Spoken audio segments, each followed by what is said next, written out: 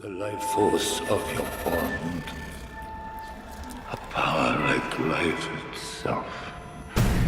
Unseen for generations. A dyad in the force. Did we start it yet? We did, yes. Welcome everybody to another episode of Dyad in the Force. Episode 198. Yeah, I gotta fix that. It normally monitors to the call, but it was playing for people. Okay. Yep. Welcome back to Dyad in the Force. So for anyone that's watching my stream, nothing happened. I just paused it and then I came back. But we're gonna go back to talking about nerd stuff and Star Wars and all that goodness. I'm just sharing this whole damn thing. I don't care. What's up, guys? Shout out to Nick Knock. Shout out to Kenny in the chat. Spooky Kitty. Lola in progress. Master James Kenobi. Phineas McCormick. I'm so glad I'm not the only one thinking this show is connecting the KOTOR Old Republic. I'm not sure we're on the same page with the KOTOR Old Republic. But it is yeah, the Old Republic that they're kind of hinting at. I guess we'll make this the news short and sweet so we can get to that discussion, because that's probably on a lot of people's minds from Skeleton Crew episode 3. What news do we have? News we got for anyone who was interested. The Game Awards, happened last night. And they kind of popped off. I thought this was a fantastic year for the Game Awards. Game of the Year ended up going to Astrobot. It's funny to watch the internet bots be mad that Black Myth Wukong didn't win, when most of us are surprised it was even nominated. Wait, Astrobot really won? Astrobot won, yeah. Interesting. That's the PlayStation 5 game, isn't it? Yeah, it's PlayStation 5 exclusive. Has to be exclusive because it takes a lot of advantage of specifically the new controller and its mechanics and the console itself. But yeah, it ended up winning Game of the Year. And it from what I saw, it honestly deserved it. It innovated and did everything it needed to do perfectly. Although I did think that Metaphor ReFantazio was going to win, but that was cool. What is that the main character of the new Assassin's Creed? So Metaphor ReFantazio is a game by the studio that did Persona 5. Oh, yeah. And yes, their latest game, their latest IP, and that was super beloved and kind of took off like a rocket. So I was thinking that one was going to win. Have not played that myself, but super excited for it. And then we got some announcements. We got Witcher 4. We got Borderlands 4. We got what was it called? Split something. We got Fiction. Split Fiction. I'm really excited about that. So that's a 2-person co-op game that we're gonna stream. Yeah, that we'll absolutely play. It looks super fun. We did actually see more from Splitgate too, which actually does look like it's going to be quite fun. We have a Omnimusha. Onimusha, yep, is a new one of those coming out. I heard Turok was coming back too. Yeah, new Turok. We have a new, what's it called? The game with the wolf that like is Okami. Art. Huh? Okami. Yeah. We have a new one of those coming. There's the father too, right? Yes. There's just a lot of things that were announced that were kind of popping off. So I'm excited. Gaming has been incredible these past couple of years. To be honest, I've actually been really surprised. If you ignore everyone that just bases their gaming on whether or not the main character is a white male, if you ignore all those people, then games have been fantastic, you know. Still enjoying Veilguard. I haven't beaten it yet, just because of time and other games. Rivals is good. Gaming has been good, despite the industry treating its developers poorly. Ninja Gaiden has a new side-scrolling game coming out, so going back to its roots. Jaybird said, just quickly popping in to say hello. I hope you guys are doing well. Doing well. Tired, but otherwise doing very well. By the way, I don't know if it was intentional, but Kim looks like that gold owl from Clash of the Titans, not the remake, but the true 80s one. Never saw that. I don't think it's relevant. But we will talk about that. Just a couple, just a handful of new things, right? There's a new Elden Ring game coming out that's like a hero shooter type thing called Elden Ring Night Rain. Oh, so you'd be playing as like specific characters, and so I don't know. Sounds weird. Steel Hunters looks crazy. You have big mech suits, or you'll be like a mech panther that like runs around shooting missiles at people. I have no idea. I have no idea what to expect with that.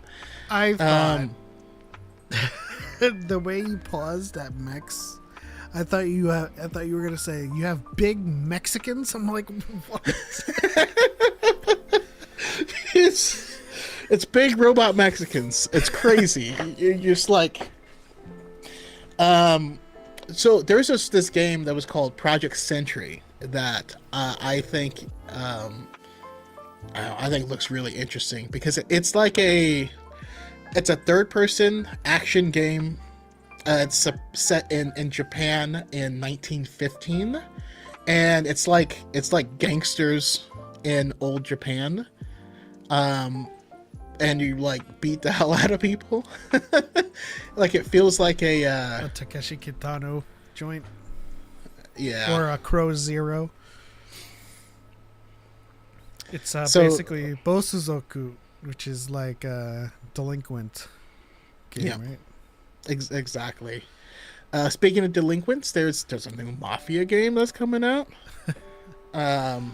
And of course, the one that everyone's currently talking about, Intergalactic: The Heretic Prophet from Naughty Dog, or as people on the internet are calling it, Wokey Dog.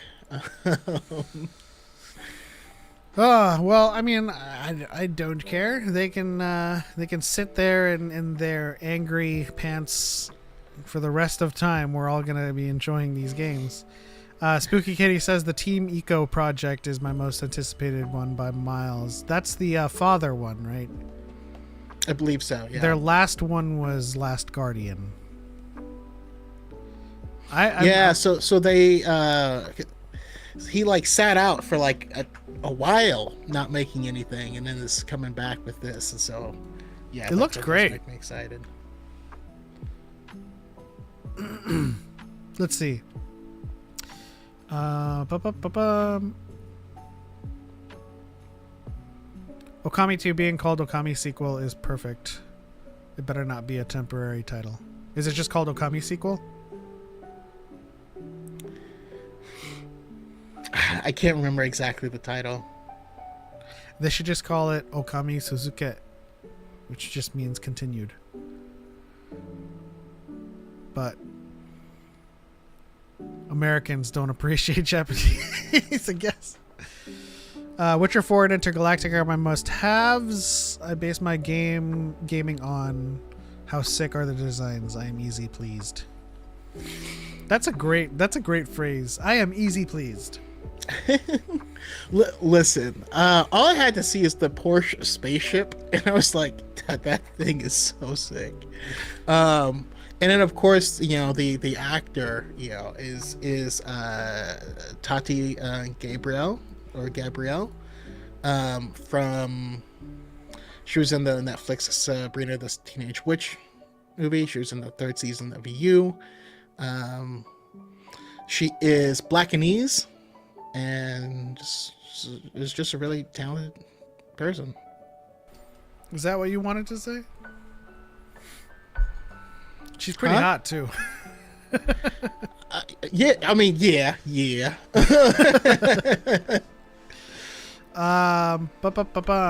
I see a lot of people calling Kim an owl, but I see a cat mixed in there too. I mean, for sure, the basis was an owl because it flies and it has, the eyes. But it's like every species in Star Wars. There's just an amalgamation of different animals. Also, I don't know if you've seen edits of owls with cat heads. It's a very specific thing, but I feel like we've all seen it at some point, and it looks right. Geek of All Trades says, I was wishing for Kingdom Hearts 4 info so bad. How long have you guys been wishing for Kingdom Hearts 4 info? Was it 10 years now? Are games too big now? In what sense? In the sense that, like, okay, so we just got Dragon Age, right? The previous Dragon Age was 10 years prior. And the reason it was 10 years prior is because that team, had to work on, what was the one that failed with the mech suits? Came out around 2018. Unsure. Whatever. So, but it was like they had to work for like 8 years on the next game, which then failed, and they had to work for so many years. Anthem, yeah. So, thanks, James. So we Talent don't card. get. So we don't get a lot of stuff because like the team has. Does that? Am I making any sense? What did you say that the team didn't have enough resources? Yeah, it's basically resource based. It takes so many people and so long to make a game, not knowing if it's going to be a successful game. Maybe that's just a AAA game issue. But like, I wish we had more Mass Effect. You know what I mean? When did Mass Effect Andromeda come out? I think the problem is less games are too big and more games are too derivative off of trends, right? I largely agree with what Sven Vink said in his speech. He said, no one has a formula for Game of the Year. The formula is game developers made a game that they wanted to play themselves, and they didn't exist. They put forth the game first, and they pushed back on every single little iota of a detail that was put in there simply to increase revenue. That's actually been my motto on my slogan or byline, not byline, my quote on LinkedIn for like the past 10 years is put play first before monetization. Because if the game's not fun, you basically have a storefront, and no one's gonna buy from your storefront if it's not fun to be there. Yeah. Also, if they recognize it as such, then there's always gonna be pushback on that. Yeah. I got real pissed at Destiny when its actual content that was fun to play was blocked by the storefront. It's like, I need a key to play the content. Like, I already bought the expansion. I need a key. Yeah. It was funny. They were like, "Oh, best ongoing game," and Destiny 2 was on there. I was like, "Listen, I love the game. I still play the game. It ain't winning." Oh, by the way, you should log in soon. I think it should still be available. at the gunsmith, but because of Weightgate, they were basically giving away some really good weapons Okay. that you just go pick up. So like there is a, but they found out that you did not have equal odds of getting certain trait combinations, because everyone in the community just started sharing their data, and they found like depending on where in the list of column 1 versus column 2, the closer they were, the more likely you were to get that trait. Because there's no such thing as a true random number generator, right? This and so like Random only happens in real life. yeah. So basically, like specifically for you, they were giving away the Indebted Kindness with Volt Shot and Loose Change, which is really good. Okay. Grab those. Super fast reload whenever you apply an elemental debuff. So you do Volt Shot, and then it reloads super fast. I don't think games need 100 plus mil all the time. The indie games have been cooking lately. No, for sure. Like, I wish we could drop the fidelity, or well, here's the thing. The fidelity really looks quickly. great. Go ahead. Most of the 100 mil, most of the budget of a game these days, if it has a bloated budget, is marketing. So a AAA game, if it's just like an insulated development project, could cost anywhere from 40 to 50 million on its own. Then you insert like voice actors if they're well known, or just actors in general for bankability, or draw, like, you know, their draw. You add another 10, 20 million to that. But if it's over 100 million, it's literally marketing and to pay the salaries for the people who are trying to push forth their data analyst expertise to push monetization on storefronts.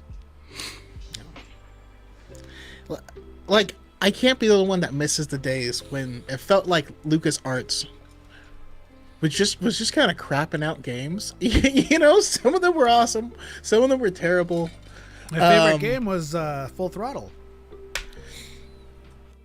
Yeah, Jedi Power Battles. I love it. It still has a special place in my heart.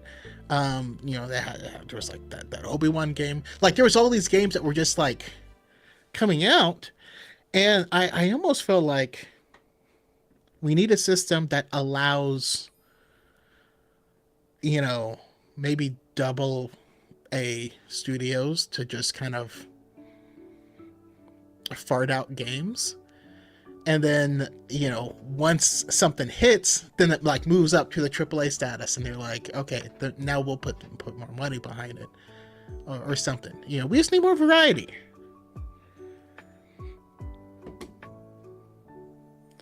I don't, you know, I mean, We also need more artistic incentive programs that Europe has. It's no secret why a lot of risky games come from European studios. And that's because their governments will subsidize games simply because they are creative in nature. And if they fail, they're subsidized yet again. The losses. That's interesting. But yeah, I mean, it's art. It's subsidizing art, and art is what inspires and shapes the future. You know, more in a natural sense. Also, important announcement for everyone, since this has been increasingly a question that I've been asked. Should next month be the month? Yeah, definitely follow us over there. And we have a lot of people on this side too. So if you're currently on the clock side, join us on the red play button side. Jaden in chat said, saw your video. I'm one of those Venom players, but you be soloing, but they be soloing. Yeah. So my video was like, hey, Venom players, you're so fast. Like they will fly up, land on the point. I'm like, nigga, I'm still in the spawn. I'm walking out the door. And you're like, I need heals. I'm still spraying on the spawn point walls. I'm like, I'm trying. It's funny. No, we appreciate you solo tanks as well. I had the worst run of comp games I've ever had today. It was real bad. There was one game we couldn't even get out of spawn. We're just God, my team was. There's always an Iron Man player who's like, that's just me. I'm just Iron Man. I'm not good. I don't know how to play him, but that's who I am. We were talking about this before. There are some people that are playing because they're Marvel fans and they just pick their favorite character and they don't know what roles are. Which is fine if you're like super new. I'm not gonna, come down on you for being new, but like then there exists a certain kind of effort to learn the game you're playing. So if you're just gonna be picking Iron Man just to fly around and just shoot at the ground and not participate in objectives or whatever, then that's on you. But don't do that in competitive, man. and if you're getting your poo pushed in, swap. They're not going to do that. I know. I'm a spooky kitty. The month for what? Well, so essentially, TikTok is in danger of being banned in January. So if that's the case, we highly encourage everyone to follow us and subscribe to us on the red play button side. We'll continue to do our content there. You can also follow us on the bottom here on I should probably I did remove it. Okay. Follow us on IG and Blue Sky. I'll continue to make the same content and just post it on YouTube. I mean, that's what I do now. So yeah, just in case. Amber says already following you, but we'll make an extra effort to interact there. Appreciate you both. I appreciate you, Amber. Yeah, definitely. Is that Amber Medina? Yes. Awesome. I want to hear more about your book, Amber. For those who don't know, Amber wrote a book. I think there's going to be some cool things coming with it. I would love to have Amber on to talk about their book, and hopefully, some people in our, lives here will hop on and check it out as well. So super excited and happy for you. I'm proud of you. Yeah. Super Ree says, if he dies, he dies. Signed, your Jeff player with LOS healing issues. I will say, because I main the role of strategist is kind of how I feel, and I specifically love playing as Cloak and Dagger, and my favorite thing is leaving those Jeffs empty-handed.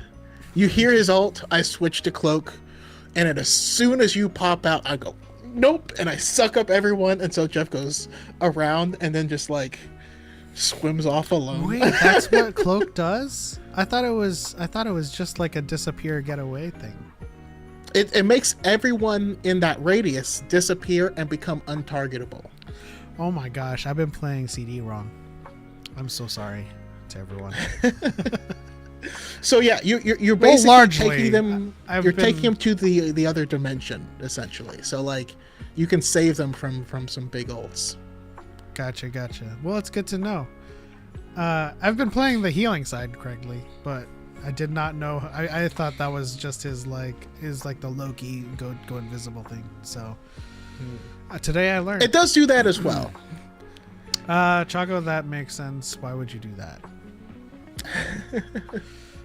People playing roles they are awful at is so frustrating. So many people want to be snipers in multiplayer games and have no skills to do so. Yeah. Which brings me to my main, Hawkeye. I absolutely love shutting down ults. Maximum par- Yeah. I'm Judge, Jury, exit. I mean, both Hawkeye and Hela are the two most OP heroes in the game, and it's awesome. Will They you guys have a be spot on any team. Will you guys be going live on IG if you can't use the clock? Yeah. I could look into that. I've never even thought about that, but yeah. I mean, I do have the ability to do so, but the last time I went live, absolutely nobody joined, and that's fine because I'm not really active on IG.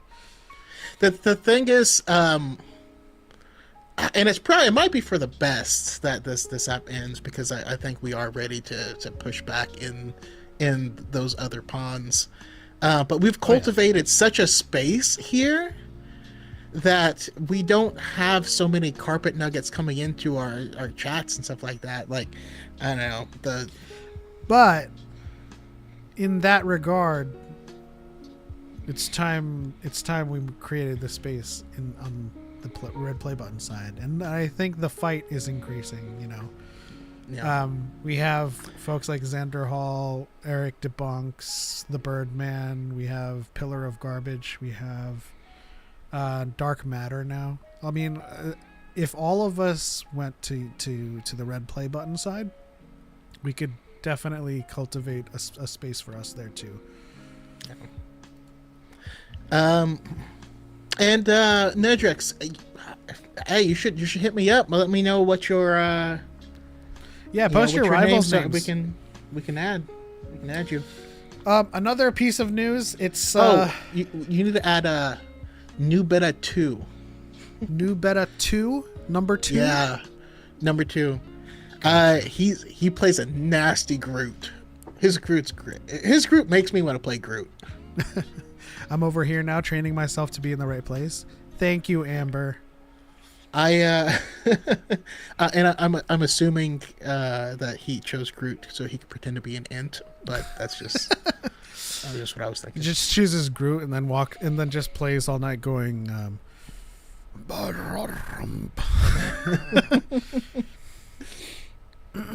Xander Hall's sketchy, but he does make very good content. He attacks other leftist creators a lot for no good reason. Okay. So I've just been selectively watching the stuff that that he releases that is typically critical of the carpet nuggets. I essentially just I'm just essentially kind of excited that more and more people on the YouTube side is kind of fighting back against it and kind of exposing it more and more. Yeah, more people are just tired of it, and it's a wonderful thing. Another piece of news is that I finally joined the Fairy Tale Guild officially. It's healing right now, so it might not look as great. Oh, wait. No, it looks good. There's some excess ink flowing into the second skin, but I still have a couple of days of recovery. So as a fairy tale wizard, what type of magic do you specialize in? Say to you. And that's where Nedrix got his Empire tattoo. Okay, cool.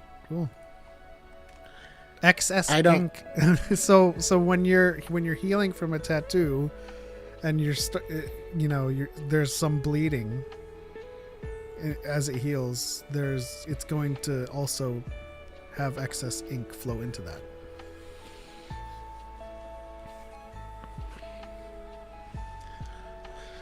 I'm gonna get a tattoo. I'm gonna tattoo my eyebrows so I always look angry. So, I mean, Listen, in my regular life, people will come up and just talk to me, and it's weird. And apparently, I like look pleasant or something. I don't know why. Last night, I get home. I don't know. It was late when I got home, and I'm walking back to my place, and then just like a random dude was walking, and I'm like, okay, the guy's walking kind of close. I don't know if this guy's trying to throw down because we're kind of, you know, in a dark spot. And it's like, oh, just want to let you know I'm back here. Oh, so what are you doing tonight? Like, I don't talk to me. I'm going home. Leave me alone. in case it wasn't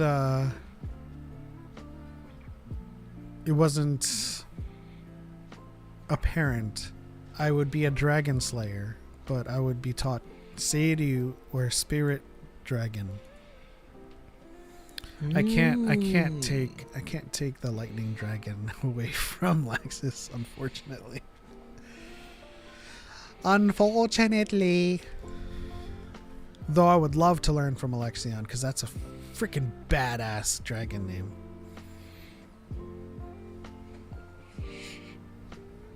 And Not gonna lie, the coolest one was the it was like the coolest one was the memory magic. That was just broken. But just to kind of also clarify, there is a 5th gen called Wraith that is a spirit dragon slayer, but I don't give a shit about Wraith. I still need both of you to watch Pantheon. I know, it's on the list, absolutely, for sure. I'm going to start it soon. Very soon. You just give off a chill guy vibes. It follows you on the clock app as well, I've noticed. Huh? Well, I appreciate that. I mean, I am a chill guy, but like my wife gets mad because she's so extroverted. She loves talking to people. She'll talk to anyone. She'll talk to random strangers at the grocery store if they'll let her, but no one approaches her. and then me, who's super introverted, people approach me, and it's funny. Are you sure you don't wanna join the guild? You don't want to get a fairy tale tattoo somewhere? It would certainly be very Dyad in nature. If I got a tattoo, my first one wouldn't be fairy tale. I think I would have to go something with Star Wars first. The reason I went fairy tale first is because it's just a logo. It's just a crest. And I was talking to my tattoo artist about what I could possibly do with a Star Wars one. And you know the pose that Satil Shan has after she shoots the Kamehameha to Malgus? Yeah, it's like this. Absolutely. It's like this. Yeah. In the air. I wanted to do that, and she was going to like put flames here, and then inside was the Jedi symbol. So instead of a fireball, she's just kind of like holding. If I were to get one, it would just be going for like symbols. It would probably be, and this will probably make you mad. It would probably be the Alphabet Squadron logo. Yeah. Because it's just a silhouette of all of their ships. So that's an A wing, a Y wing, a B wing, an X wing. It just looks like it's simple. It looks cool. Have y'all played Rita's Rewind yet? It just came out this week. Very good. Very couch co-op. Very Power Rangers. Rita's Rewind does sound very Power Rangers. I haven't though. I haven't had time. I was catching up to Bleach. I'm an introvert too. Anyone else know the horror of a stranger trying to talk to you through a bathroom? No. Oh. No, You sound like you have experience with that. Listen, we're in here to do business. Like, this is solo business. Like, we're solo leveling here. Yeah. Does sound horrible. But you got any other stories that aren't as horrible?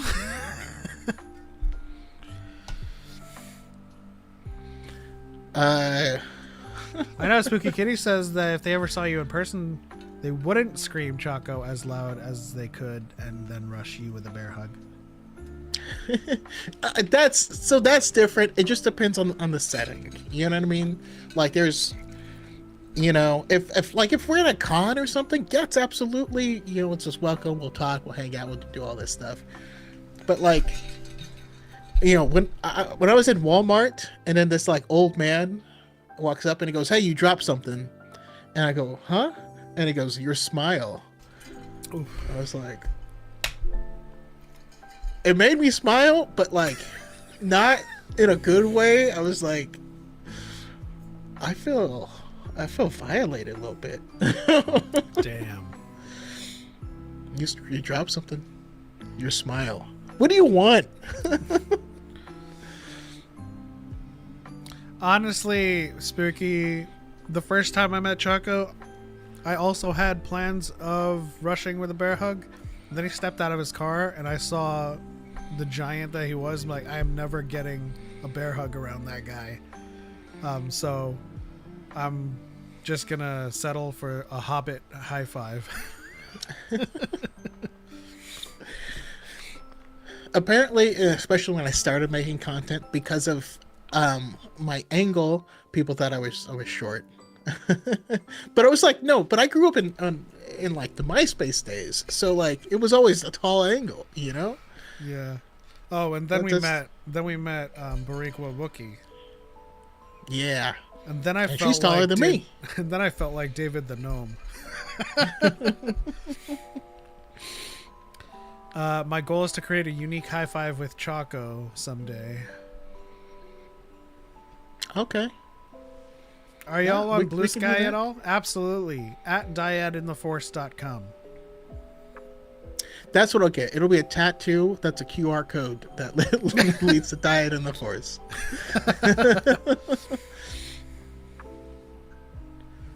I'll if that did happen, I would split the cost with you just and write it off. I'm both an introvert and a bear hugger, and I prefer bear hugs from giants. Yeah, I do give out bear hugs, and I pick people up. It's just a thing I do. Yeah, I just give Asian hugs, the ones where it's just kind of like, I care about you and I love you, but get out of my face. That's like the Asian sentiment. Also, as he we're says an Asian you, hug, but it feels like a stab with a chopstick. As we're hugging you, we're gonna say, "Have you gained weight?" That means we love you. That's a joke from everywhere. That's a joke from everywhere. Wait, and everything, everywhere, all at once. Nedrick says it's half a QR code each, but we put them together. we do the fusion dance. Mexican culture is so much hugging that I forget that I have to make sure people are huggers out at cons. Boundaries, yo. Exactly. Mexican culture is kind of funny that way, because like everyone will be huggers, but like in the family, but like you better not hug a girl that is not like, oh, are you dating her? And you're like, no, I'm just a friend. I just hugged them. Like I used to go swing dancing a lot. That was kind of a thing, and my wife had to get used to me. I'm gonna switch it to dancing. Lore 'cause we're at Choco Lore. My wife had to get used to me dancing with friends, because like you don't dance with someone unless you're romantically interested in them, and you're like, That's weird. When you grow up swing dancing, it's mostly women. So you have to dance with everyone, otherwise they don't all get to dance at all. That doesn't feel far off from Latinx hugs. I'd imagine there's a lot of shared culture since we were conquered. I mean, yeah, Filipino is just Asian Mexican, right? Yeah. I'm sorry, I shouldn't be saying offensive stuff. I mean, it is true. We're not Mexicans in the sense of Mexican, but we are the Mexicans of the Asian. We're in Southeast Asia, and they're above us as the white people, essentially. But they're still Asian, the fairer Far East Asians, the East Asians. Like, I'll even see some of the same like names as well for both Mexican people and right, because they're both Spanish derivative. We had so fun fact. We had mostly Malay and Chinese last names until we were conquered, and then everyone that existed afterwards was Rodriguez or Ronaldo. So we were lucky. It kept my Chinese name Go, so we escaped the rolling R's there. So like in I mean, my last name is like Irish or something. So like I don't know. Sophia from Cat's Eye. That's an example of one that was lost to the Spanish colonizers. Sophia Forteza. We're fans of her. And the fact that I can understand some Tagalog, yeah. We still say zapatos for shoes. We use a lot of, we have a dish called adobo. There's a lot. It's delicious. The white people are just north of Eastern Asians. The Australian whites be like, are we a joke to you? No, what I'm saying is within the Asian archipelago, Koreans, Chinese, and Japanese are typically the palest, so they're our white people. And then like you have Thailand, you have Singapore, Malaysia, and the Philippines. We are more tan. So if you ever meet like a Vietnamese or a Thai person, will typically be more tanned. Hey Anthony, how you doing? Have you released any more shorts recently? If so, let us know. We need to check them out.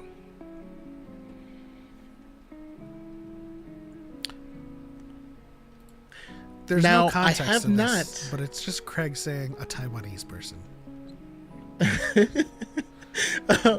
I have not seen Moana 2, but apparently she connects to the Melanese people, which I don't know much about that culture, but I'm very interested to learn. You're literally too white to be able to roll your R's? Interesting. Odd how this white guy has to correct element on that. You're not correcting me on anything. I said Thai. Like from Thailand, not Taiwanese. Yeah, Taiwanese come from Taiwan. They're different peoples. That's where your whiteness comes in. Let's see. Adobo and pancit are the best. Have you tried sinigang or sisig? Listen, I don't care how you cook the pig. I'm in. Yeah, we have several kinds. We have what you would call in China Hong Shao Rou, or dongpo. We also have liempo, which is grilled pig. We have lechon, which is spit roasted. And then we have crispy pork belly. Crispy lechon. Which is fantastic. So, yeah, I mean, like, my wife is Mexican, but she works in the medical field, which means she works with a lot of Filipino nurses. and she'll come home and she'll be like, I made friends with the Filipinos that now I can eat lunch with them. And they'll just bring a bunch of food, and then she'll be able to take some of it home to me sometimes. Interesting. Are you still there? You're still here on the YouTube side, but you disappeared from the vertical. Like, do you see what I'm sharing with you? Oh, I do. Let me try re-adding you. There you go. Interesting. And I froze up on my TikTok. Now I don't see you in the thing you're sharing, which is odd. Anyways, we should talk about Star Wars Skeleton Crew Episode 3. Lechon, yes. The Cuban version is pernil and chicharron. Oh, we have chicharron too, yeah. If you and Choco ever end up doing an Orlando trip, I'll make some for you. That sounds delectable. We do. I mean, we the are Dyad does. We do want to do, Galaxy's Dyad Edge con. over there. Plus, we got some peeps out there. We see our good friend Darius, Lord Dagavir. Follow him. Awesome stuff. As well as, yeah. I mean, we got a few Florida peeps. How's it going, Chase? Speaking of white people, just kidding. All right, Skeleton Crew Episode 3. I don't know if you're still here, Kenny, but this is the discussion you wanted to talk about. So yeah, it's Kenny, not if you're here, and if you want to join, let us know. And if it's any consolation to anybody that was trying to translate that map, I received confirmation from Tate, or Star Wars The Facts Guy. I received confirmation from Boba Fett. Confirmation from Bucky that There's it a lot of was in gibberish. fact messy as hell. But yeah, I mean, listen, what we have so far in terms of a translation or a transliteration, if I'm going to repeat it again, the worlds are nourished and housed, south worlds were opened, and so the Senate deemed the ninth world AT ATTIN founded, and thus it was to this day the great work, so that none will obtain. That is the extent of what was legible, because there's a lot of missing and faded lettering, and but it really raises a lot of implications for AT-ATTIN as a planet lost to time or stuck in time.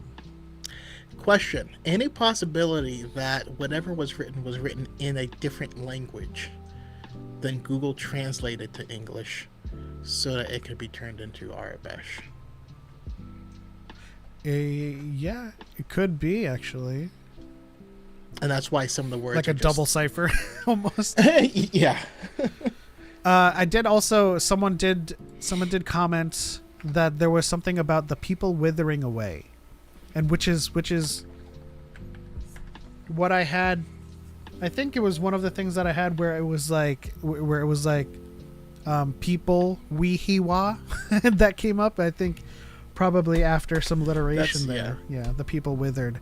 So yeah, but there's also the story that Kim professes, which is that the nine worlds, all but one, was destroyed, and so there's implications as to what happened there as well.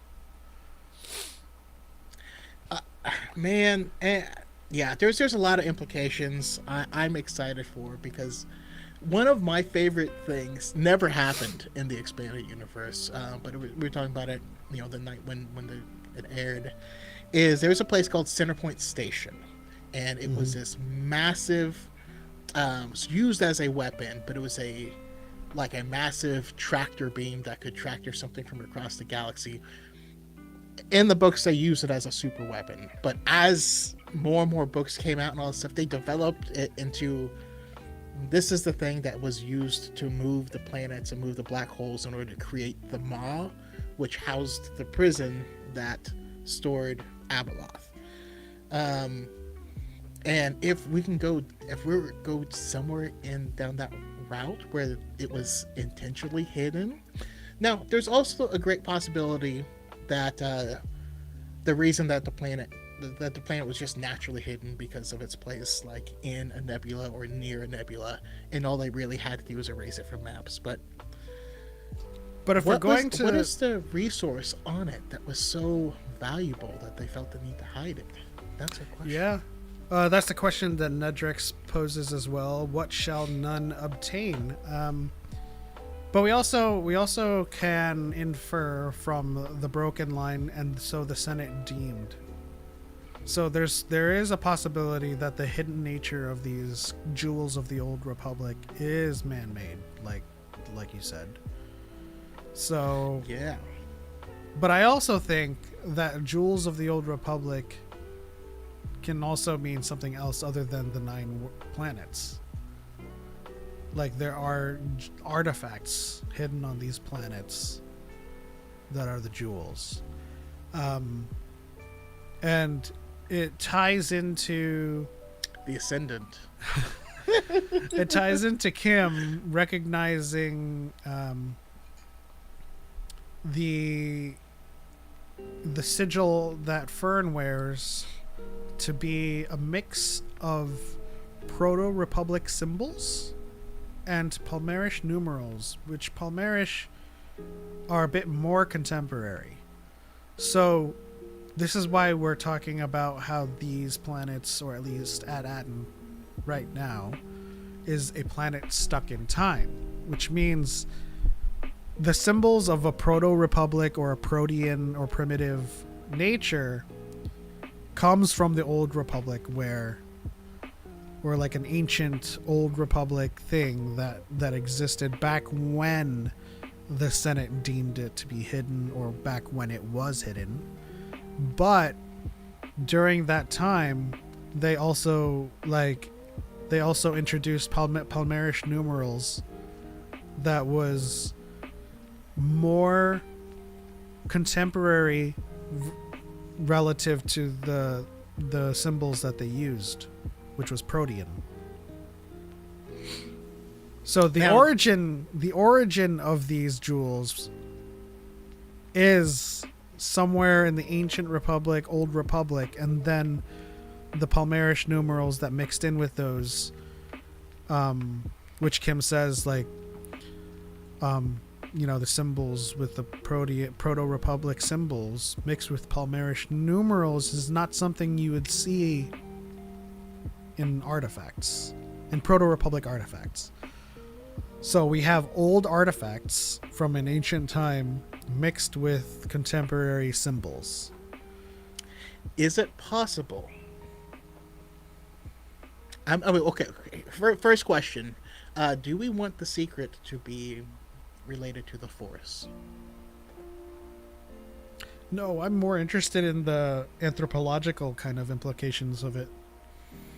Well, so as soon as I said the Ascendant, which is a group of people that are not Force sensitive, but they are highly interested in the Force and essentially want to recreate it using Force artifacts and technology together. But that's true. But part of me now begins to wonder, what if this was like a Sith homeworld or something like that from the before times, and it could have Sith artifacts or temples or something like that, because we know at some point in time the Republic outlawed usage of the Sith language, right? Outlawed the runes and stuff. I wonder if there was like a planet that was so steeped in it that they were just like, we're just gonna hide the planet, and we're just gonna pave over this whole thing. You know, I don't know. That was just a thought that entered my head. It's probably not that, but Did you guys notice the mural in Fern's living room in the first episode? I did not. What was the mural like? If planets have to orbit stars, then how can a planet truly be stuck in time?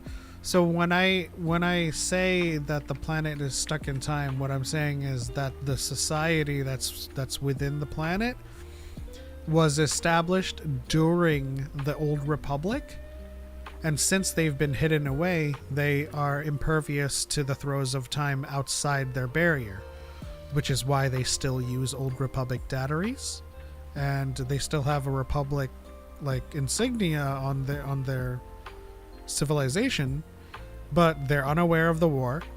They are unaware of what happened to Alderaan. They still teach about Coruscant, so they were part of the Old Republic, but everything that's happened ever since they were hidden away, they don't know about, and so they're stuck with rail systems, they're stuck with droids running things, and it's very much an Old Republic society, and they don't enjoy the finer things that you would have with, you know, progress in technology. Like we see the cars in the prequels, we see technology progress throughout the original trilogy and with the New Republic. And we also see regression of technology in the galaxy at large, for the aftermath of the Clone Wars, where people just didn't want to use droids for stuff, and they still use droids for everything. So there was just, they didn't progress with the rest of the galaxy, which is what is meant by the stuck in time. Not that they're literally frozen and, you know, are reliving 1956. Yeah.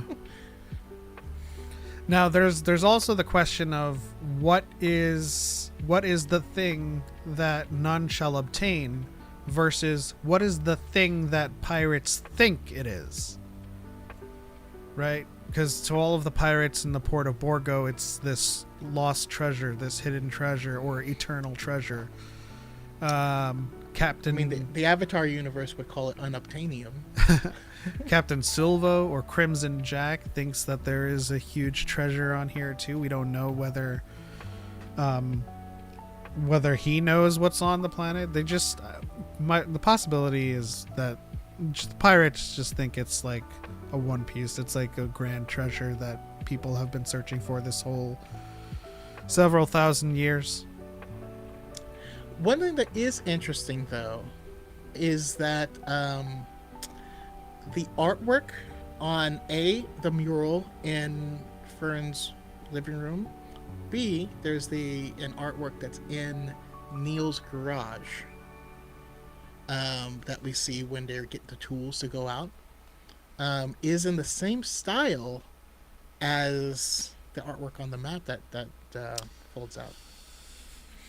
Yeah, so that's just another instance of stuck in time, you know? A lot of that artwork, maybe even the stuff that's on Wim's datapad, the stories of the Jedi, come from the Old Republic Jedi, you know? And it does make sense because in the Old Republic there was a whole bunch more Jedi.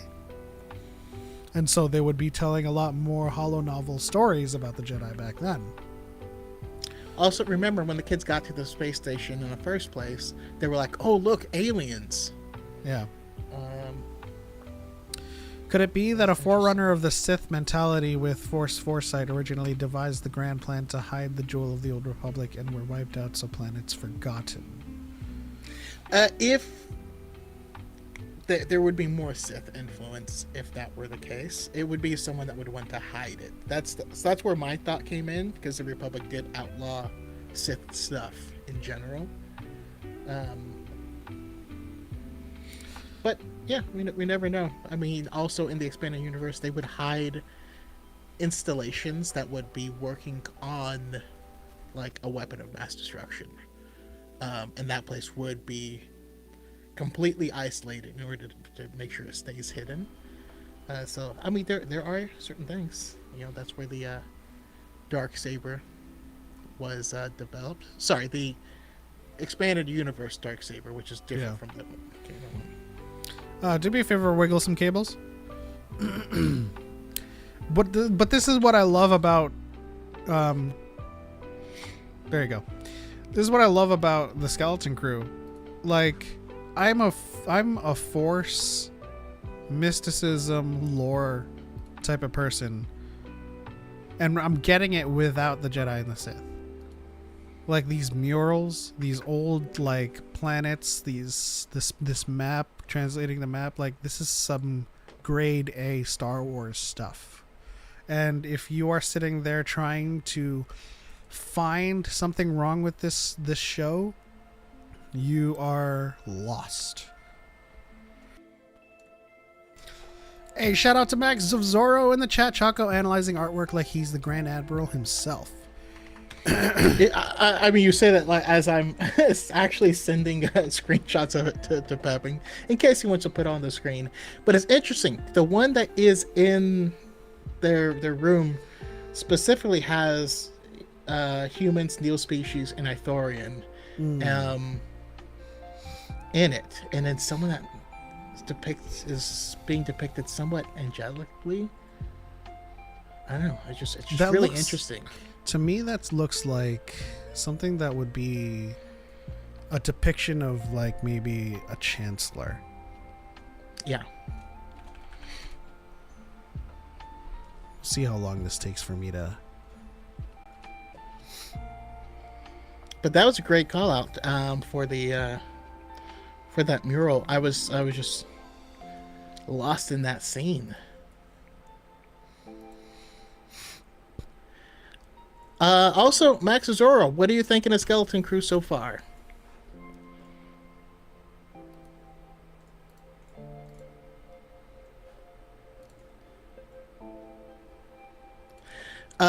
We also got confirmation of what I said in my video before. When we were talking about episode 2, I had a lot of people asking, if he could have got out anytime he wanted, why didn't he use the Force to get the keys earlier? That's the mural. And yeah, I just straight up told everyone, like, because then what? What would he do? He opens the cell, and then where would he go? And I love that they specifically and directly answered that in the episode. Yeah, it's the show is great so far. I'm even struggling to find critical issues with it.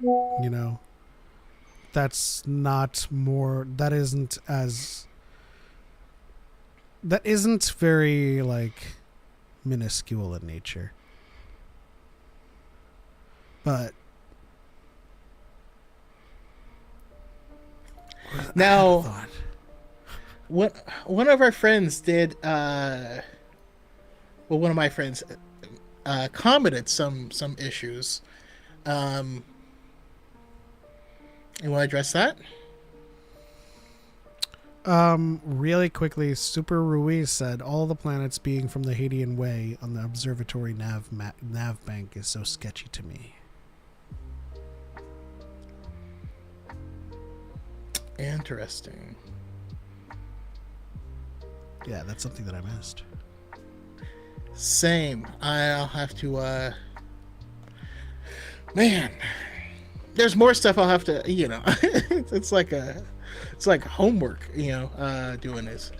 So one of our friends said, the show's so predictable, kind of fun but not very original, just Goonies with the Star Wars skin, lazy writing. I expect more epicness and more novelty. I got Koi in the chat. Thank you. I've been playing a lot of Marvel Rivals, and it's got my boy Venom, and it has a Venom Space Knight suit in it, which is it just made me so freaking happy. It's crazy. Well, now that you got me thinking about it, what's interesting about the Hadean Way is that the super route ends in the southern sector of the Outer Rim. right? So that lends credence to the Southern Worlds opening. Yeah, that's true. I need to pull up a galaxy map. I need to just have all this stuff up. Times. No, but to kind of answer those criticisms, I find it interesting. So I find it disheartening whenever I hear someone say something is lazy writing without any description of what makes the writing lazy. And I'm also less inclined to believe it if, because of the previous sentence where he says just Goonies with a Star Wars skin, which is not what it is. It has the vibes of it, like that tone. Kind of like when you go to your favorite restaurant, they have that kind of flavor where you can tell it came from the restaurant, but it's an entirely different dish. It's a different story, different characters. There's no, it's not a reskinned anything. So, if in Goonies they lived on the pirate ship that they ended up finding, maybe, I don't know, but I just think it's a strange criticism. I'm also more inclined to believe that anybody who says lazy writing over just articulating what writing they have an issue with specifically doesn't know anything about writing. It's just a catch-all. It's a fallback. Yeah. Do you have any problems with the show? Lazy writing? Like what examples? It's just it's predictable. It's like, oh, well, give me an example. What did you protect? And also, also, is it? I don't know. Like what was predicted? Like, what could you possibly predict in the first 3 episodes? That the kids got lost in space? we know all this, right? Like we've been shown, not that we figured it out because we're so big brained, but that's in the trailer.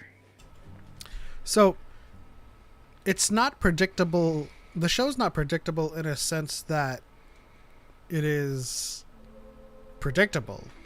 The show is predictable because we're able to follow the narrative and predict, which in turn does not make it lazy writing. It means that it's doing its job. I mean, because by that same token, heroes' journey stories are predictable. Is that a bad thing? I mean, all of MCU is predictable. But we still love some of its movies because we enjoy the journey. It feels like when you're like, oh, but all the good guys are going to win, so it's predictable. And you're like, well, yeah, you're kids. You're not going to all die. Like, you know what I mean? Like, Super Reese says, can I link my thread for it so y'all can see the planets? Yeah, feel free to. What do you mean southern? I thought there was no south in space. Well, Max, I did qualify it saying the southern sector of the outer rim. So there is a relative coordinate for that. It has become a Star Wars thing to introduce certain mystical hidden elements in the plot line of the films or series using that Sith Wayfinder device, murals with hidden meaning, symbols, motifs. It's always been a Star Wars thing, really. Mm-hmm. Yeah, I mean, it's something that just existed in the galaxy, and again, I am very much certain that hyperspace travel itself is intrinsically linked to the Force, and so any forebearers who travel through hyperspace, there's probably going to be like some type of Force artifacts or things like that connected to it. Yeah. I just don't agree with. I mean, what is traveling through the world between worlds besides like amped up hyperspace travel? You know what I mean? I just don't agree with the notion of things being predictable as an actual critical issue. Yeah. It's like sometimes you can outplay the whodunit and guess who done it in a movie. It's not a problem with the movie. like Choco said, sometimes you're big brained, but sometimes a kid like a family adventure show like this is predictable because it is something that we've experienced before. You know, there are natural arcs to things. Like, I don't think it's gonna be big brained of me to call out that yes, Jude Law's character, Jod Nonawwood. Jod nominee. I don't know. It wouldn't be big brain to predict that he is eventually going to fall in love with the kids and to do everything to protect them and stuff. But right now, I mean, he's going to betray him first. Yeah. Right now, he's, survival of the fittest, only out for himself. That's not predictable. That's not the show being predictable. It's us being familiar with media. That's what having media literacy portends. Is it gives you the ability to foresee arcs and stories. I got a feeling the nebula around AT ATTIN isn't naturally occurring, but was man-made. That seems to be the overall consensus. Yeah. Considering it's like the Senate deemed it. So I'm just like, okay, so what did the Senate do? Exactly. They can't have just been like, well, this is naturally hidden. So hide that planet, and then someone just made swirls. I don't know. Predictability is neutral. Execution is everything. Exactly. I'd actually disagree with half of that sentiment. Predictability is a result of the viewer rather than the story itself. The story can be predictable, but its predictability is a result of the viewer themselves catching on to those things, right? So you can have a whodunit that tells you exactly who killed them in the beginning, and the viewer could completely miss it. Yeah, but still, it's how it's executed. You can absolutely have a story where at the end it turns out Bruce Willis was dead the whole time, and people are like, oh, I didn't catch that. Or you could have something that is a trope we've seen a bunch of times. You can have Avatar: The Last Airbender, where no matter what, he doesn't want to kill people, and at the end he fights Ozai and finds a way to defeat him without killing him. And you're like, yeah, that was predictable. We knew he wasn't, because he's been setting that up the entire time. That's not predictability. It is, but it's being foreshadowed. So like you're supposed to. That is in the execution. It's foreshadowing. It's the. Anyways, what's up, VGC? Sorry I'm late. Finally got to show the parents all 3 episodes of Skeleton Crew.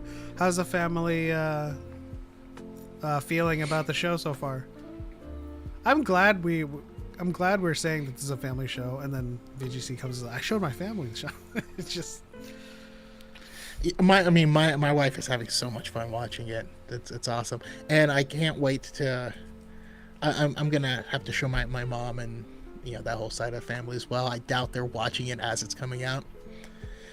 Also, VGC, I'm sorry I missed you in Marvel Rivals. I saw that you were on playing. We played a few games. Me and Cal played with VGC. I saw you in there. That means you need to play tonight with us. But I had to do something in Destiny 2. What had happened was they enjoy it, even though my dad was like, who is in it? Because the only thing they remember about Star Wars is Yoda and Grogu. Well, that's to be expected. That's when you answer them and be like, who's in it? Yoda. He's like, oh, cool. And then they just end up watching it, and then you're like, where's Yoda? It's like, soon. By the time you know it, or by the end, the show will have gone and you'll have watched it, and then he's like, you're lying, Yoda's not in it. Yeah, but you saw the show, so I'm happy. You guys are the only skilled people I play with. I'd be getting frustrated with the randoms. I mean, it's the truth of the world, you know. When you play with people you know, and you can communicate with, it's axiomatic that your experience will be better, because you can't control, or at least gain insight to what the randoms are thinking and whatnot. I mean, I know what they're thinking. They're thinking, I'm gonna jump in this back line. I mean, Iron Fist, or I love the observatory, and it being on an atmosphereless moon makes so much sense. And the way it was designed, like when we first rolled up to it, and I saw this building kind of like rotating and stuff, I was like, what? I was like, what is? That's an interesting design. And then we find out what it is. I was like, oh, yeah, that makes sense. It's the opposite for me regarding Venom, since Jeff and Luna are so much faster than my Bucky. Everyone's so much faster than my Hawkeye. But that's okay. I end up staying back a few yards anyway. I do wish, and it's not to curtail the discussion with some rivals, but apparently each season there's going to be different team ups. So I really hope that Hawkeye shares some with Cap and Thor, even like just the Avengers need to team up. That's such a smart idea. I love that, because that's like such a cool way to shake up the meta, making it so that we don't ever need to have a roll queue in the game, because one of the things that you can do to overcome a difficult situation is counter swapping for team up powers and stuff like that. One of the things that I would love for them to change and ultimately make universal across Hawkeye's team ups is his shared sight, but also so if Hawkeye dings someone, that person is highlighted for Widow and Captain America. But if someone is shooting at Captain America's shield, that person is also highlighted for Hawkeye and Black Widow. Not that there's a damage boost, but like it's kind of like a bamboozle in Apex Legends. Like it's someone shooting at him, you go ting ting ting ting ting, like there's someone there shooting at Cap. I'll be like, I'm on it, Captain. You know?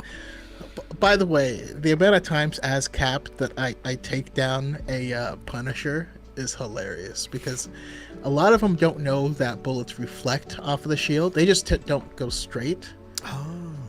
But if you get up in his face, he pulls out a shotgun and he shoots himself a bunch, and eventually it does break your shield, right? But he'll put 2 shotgun shots into himself, and then you just beat the hell out of him with your shield. It's great.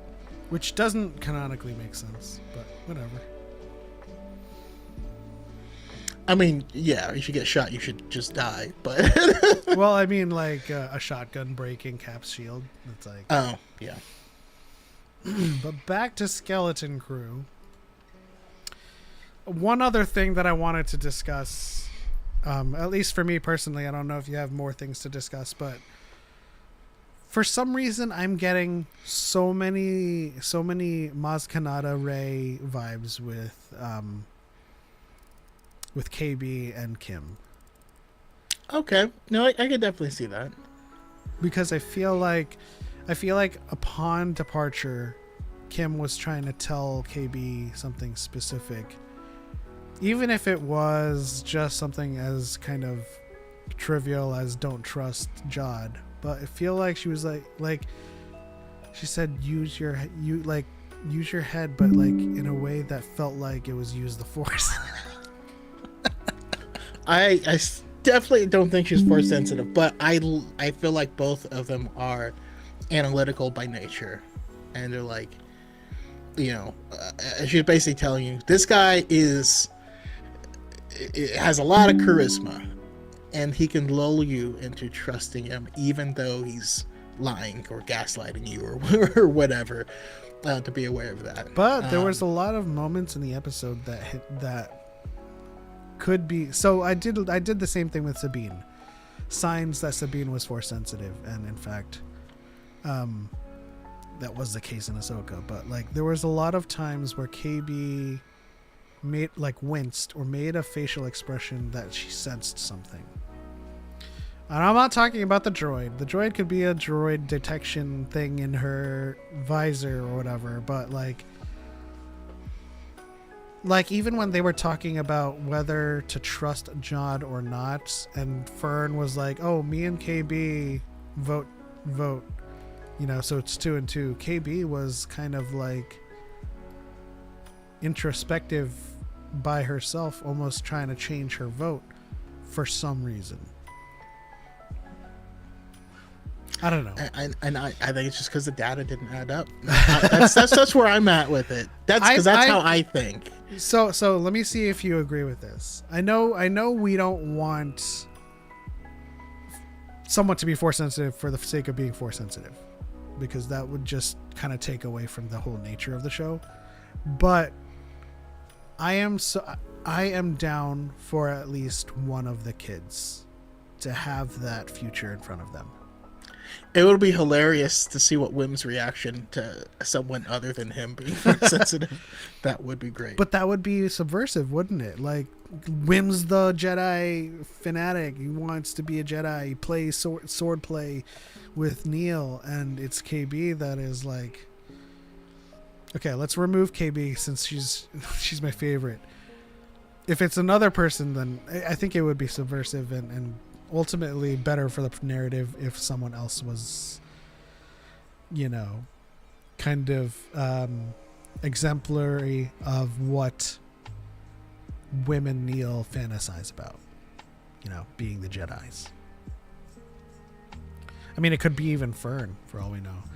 I feel like so Fern has this kind of like this laissez-faire, I don't really care attitude, right? Like, she's almost like just about to leave, and then like KB was like, yeah, but we've narrowed it down to 10,000. And so like that's super analytical. that's what I'm saying. No, that I'm not saying that quote was implying force sensitivity, but like relative to Fern's kind of attitude towards everything, like KB was kind of like all in to figure this all out, and then Fern's like, oh my gosh, this is gonna take forever. That's Fern's arc. Yeah. Right. One moment I absolutely love, though, anyone who has kids or siblings can relate to, is when he's like, all right, time for bed, and Fern's like, but I'm not tired, and then smash cut and she's asleep.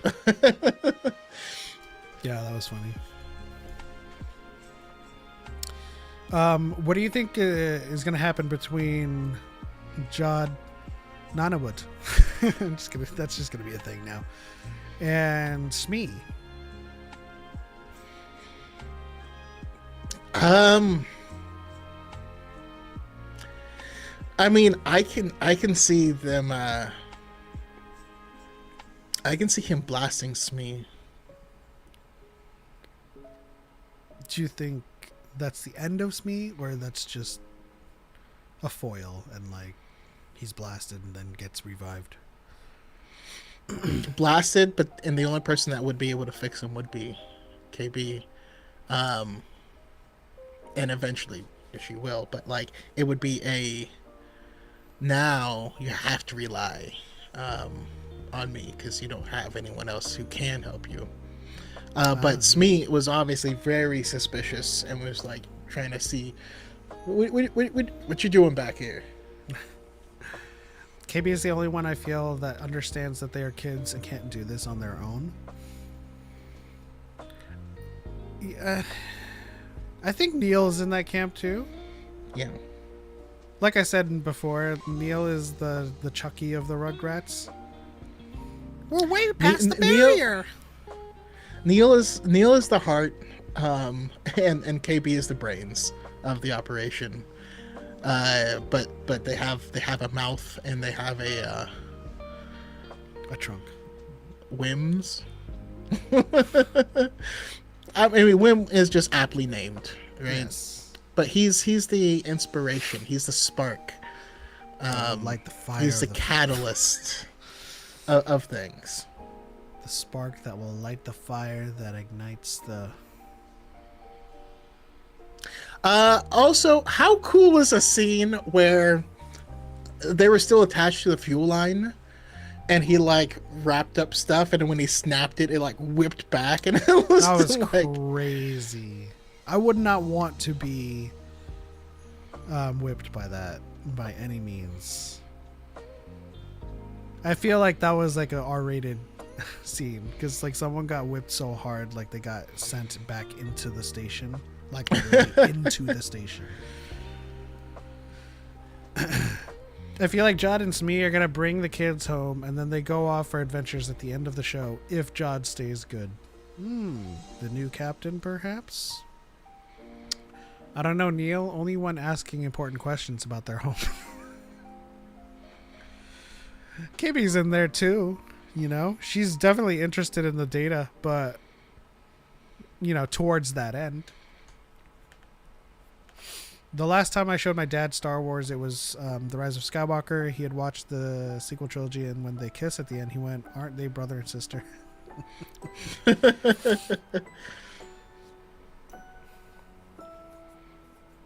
Well, they would not be related in any sense of the word, but they do share a connection. Brutus was unfazed, though. Well, Brutus to me feels like that high orc in the battle of Pelennor Fields when the trebuchet shoots that big stone and he just goes and then sidesteps.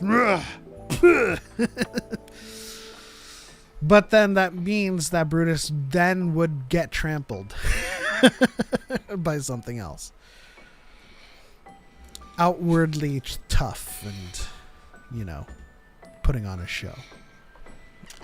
I mean, hopefully the Nemesis system is active and he keeps getting tougher and tougher the more interactions he survives. Now, the real question is, would you Okiro Brutus? I don't know what that means. Arise. Oh, absolutely. Really? Would you arise Jod Nanawood? I don't know what you would do for me. In case you guys are unaware, we saw Solo Leveling last night, the precursor to season 2, and it was fantabulous. All right, so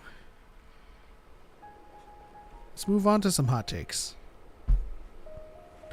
Let's make these hot takes related to the Skeleton Crew. What are some hot takes that you guys have for this past episode of Skeleton Crew?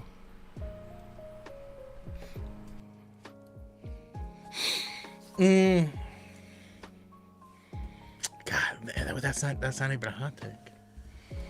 Which Disney toy character will sell the most in this series? It's a mix Neil. of. It's a mix of Neil and Kim. It's just Neil. I'm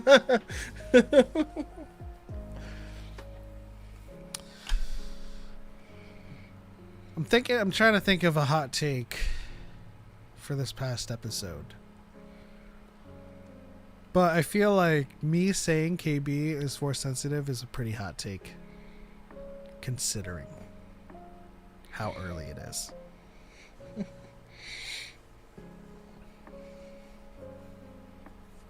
I mean, Spooky Kitty says the jewel of the Old Republic is kyber crystals.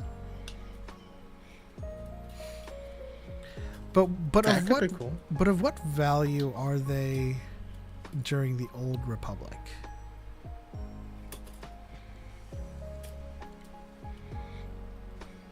Right, because even in the High Republic, the government is still kind of like, yeah, that's the Jedi stuff. We don't really. I mean, they are something that super amplifies energy. You could use them for a number of things. I mean, we know that Galen Erso wanted to be able to create a generator that a whole planet could run its energy off of. You just, drop that bad boy in a city and you got power. It would be interesting if that's if they discovered it and were like, this is a precious resource. If we tell the Jedi, they will claim it. Let's keep that secret. That would be interesting. I will say KB is officially my favorite character now too, but Dyad. Of course, but for opposite reasons. I just love the analytical nature. The moment they became my favorite was when, during that smash cut where Fern was asleep, and he looks over and KB's just staring at him, and he's like, "You do sleep, right?" That's when he's like, "Sometimes you have to use your heart." I that moment cemented it, and it's like. Nah, something fishy here. So the technological side was something that I related to the most, but the moment in this episode where KB was awesome was during the escape, when she was the one that was kind of took charge of getting Jod to tell the truth. Yeah, it's like, tell the truth or we're leaving you here. And then wasn't she the one that said, you work for us? Yeah. I was like, dang. Also, she's rocking the Age of Ultron Cyclops look, which is cool. Let's see. The owl should have joined them as a navigator. That would be cool for a couple episodes, but I don't think we need more in the crew, right? The crew is all about the kids and Jod. They're like, hey, keep your head on a swivel. Because it's an owl. I know I said an observatory on that moon is cool, but it being next to a massive gas giant is kind of dumb, like setting up a telescope in front of a mountain. Well, what about a telescope that can read other things other than visible objects? That makes the observatory more useful in that regard. My hot take would be that the supervisor is a holocron. Interesting. Now, that would be a datacron. Because holocrons is a Jedi thing that you need the Force to open. But yes, I get what you're... I smell what you're cooking. What did Deadpool say? I'm stepping in what you're cooking.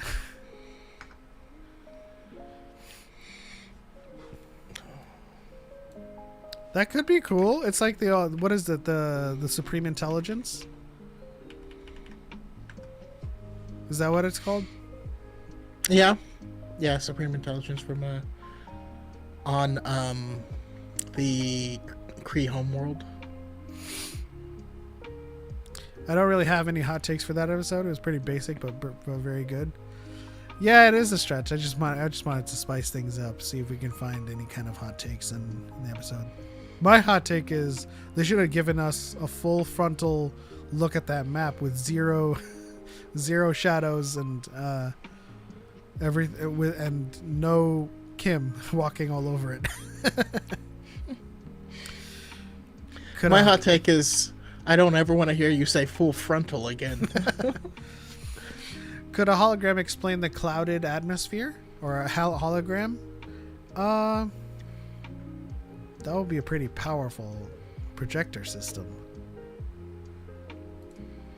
But it could, technically. Like, I'm thinking of Silo now. I mean, whatever it was powerful enough that the kids had never seen stars. Yeah. So there's something else beyond just a nebula. I mean, unless they're in the center of it, so at any direction it's covered, they're covered. But they also had a night sky, Just with no stars. So that's why I was thinking of Silo with Rebecca Ferguson.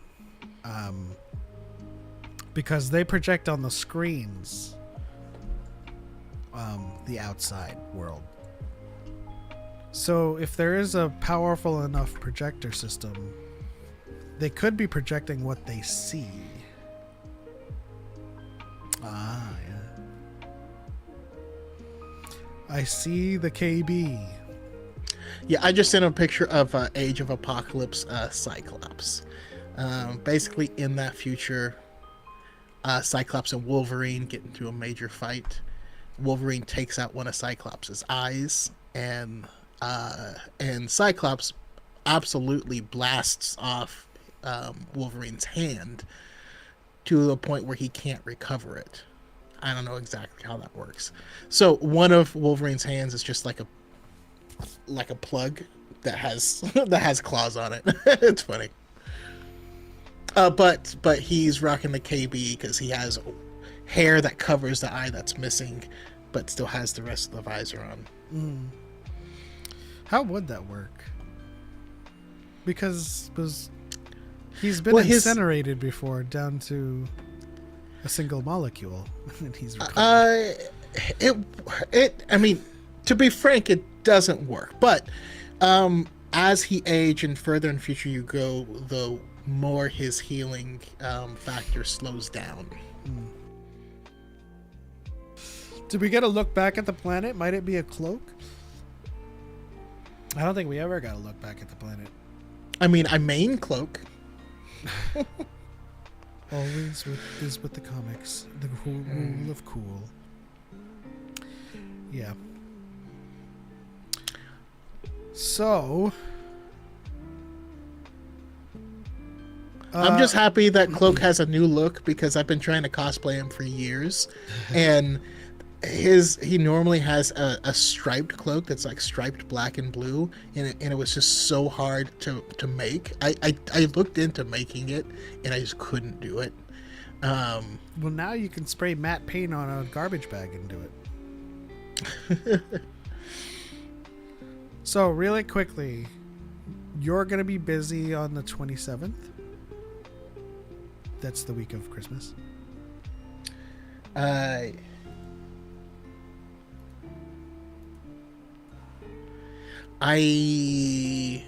actually might be busy next Friday, and I'm just finding this out now.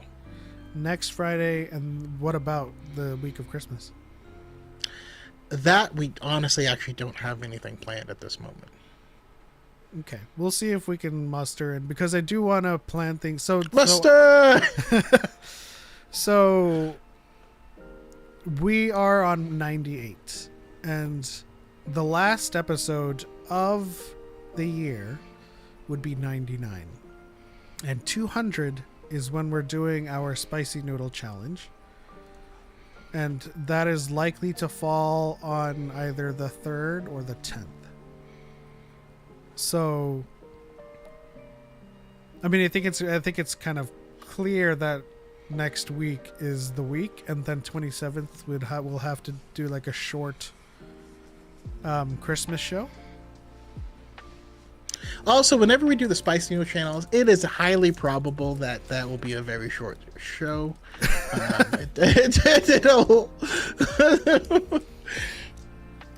I'm just saying. So you're not available hard out 20th next week. All right. Correct. So that means our next episode next week will not be next week. It'll be on the 27th. It's not exactly on Christmas, but it is Christmas week, and we would love it if you guys joined us for that. It would be the last episode of the year, so we will probably bring back some special goodies. We'll probably bring back our Real Fans Would Know segment for a bit. And just kind of have fun with you guys as always. You know, we're always down to just chill. I mean, it might be a good time to re-bust out the Pictionary. Yeah, we might play some Pictionary too. Yeah. If you guys are new to the channel, And less work. we had we would play Pictionary with our chatters and our viewers using a website that I have since forgotten the name to, Gardic.io, and we made a Star Wars version, although we would probably have to revamp it, and we've been trying to revamp it ever since the last Pictionary, but maybe we'll do a Skeleton Crew Pictionary. Just to make our lives a little bit easier, the job to kind of make things a little more streamlined, easier. But yeah, our next episode will be on the 27th. We'll do some Pictionary, we'll do Real Fans Would Know, and then in January, after you guys have had a wonderful New Year celebration, we'll come back with our Spicy Noodle Challenge, and we'll also be tasting some British snacks. And of course, we'll still be talking Skeleton Crew. But this has been a wonderful, fun, short and succinct episode. I know things go a little bit longer than usual, but, Not a lot happened. not a lot happened. Exactly. Unless we want to turn this into a full Marvel Rivals show. But, VGC says we'll be there. Super Marie says sounds fun. I'm a Spooky Kitty asks, what exactly was it that kept the Jedi from recognizing Palpatine as a Sith, and could the fog be related to that? So simply put, it was the dark side. The temple was built upon a dark side shrine, and Palpatine was actively concealing himself. yeah. I'll send you some Vegemite. Oh, I'm sorry, hold on. I'll send you some Vegemite and Tim Tams. We'll talk offline about that, but I think that's Australian. It's not British, but we will. I mean, I suppose if you guys are interested in us tasting some Australian snacks, we'll definitely see if there's a global market that. I feel like they just want us to taste Vegemite. I feel like I've tasted it before, and I feel like it felt like the thing that the dentist puts in the teeth trays that you buy. That's what I feel like it tastes like. But Harrison James says Aussie, Aussie, Aussie. And Choco goes, Oi. Oi. I don't know. Oi. I feel like the right thing to do. All right, well, that'll do it for this episode of Dyad in the Force 198. Join us again on the 27th for episode 199, last of the year. It'll be a mix Christmas show / New Year's Eve show. We'll play some games. We'll have some fun. We'll hang out as per usual. But until then, that's it. On to the next one. For light and for life. We are all jewels of the old republic. Ooh. And as our good friend Kim would say, Take care, everyone. Have a good weekend. later.